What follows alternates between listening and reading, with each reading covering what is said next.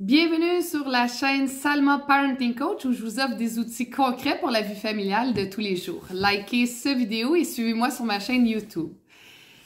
Aujourd'hui, j'aimerais vous parler du perroquet. Est-ce que vous sentez que vous êtes toujours en train de répéter les mêmes choses à vos enfants?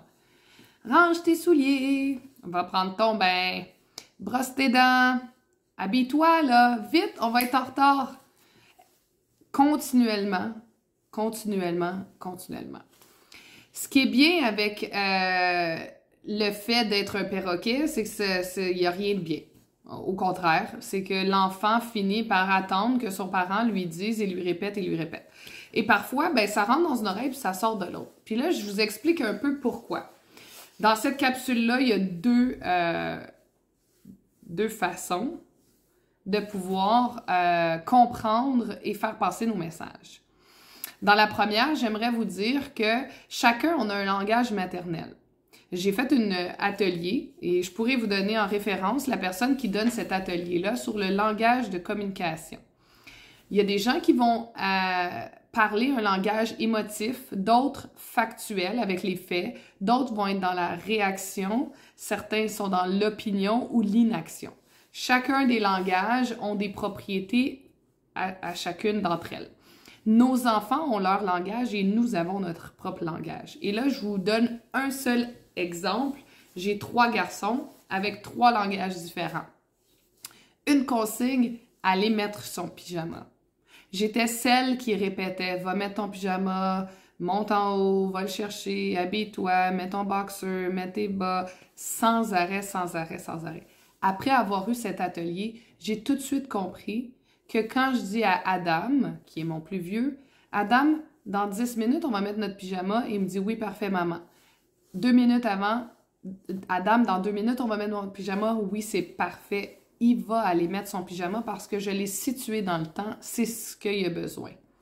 Elliot, mon petit deuxième, lui a besoin de plus d'affection, plus de petite tendresse. Fait que j'ai besoin de l'amadouer avec « Elliot, est-ce que tu aimerais mettre ton petit pyjama avec le roi lion qui est tout doux?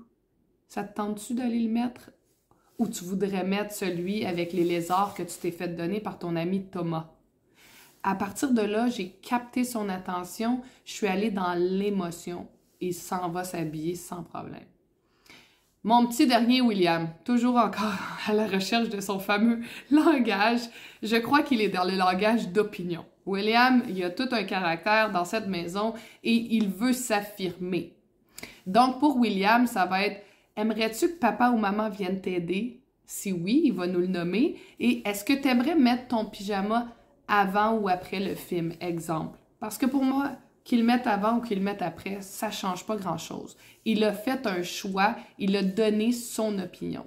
Donc, on gagne à connaître le langage de nos enfants. La deuxième partie de mes conseils pour arrêter de jouer au perroquet, c'est d'avoir un tableau de routine. Moi, mes enfants, je suis dans la voiture, je reviens de l'école, ils savent très bien. Range tes souliers, va porter ton manteau dans le garde-robe, va laver tes mains et ensuite tu vides ta boîte à lunch. C'est les 4 choses clés qu'ils doivent faire en rentrant.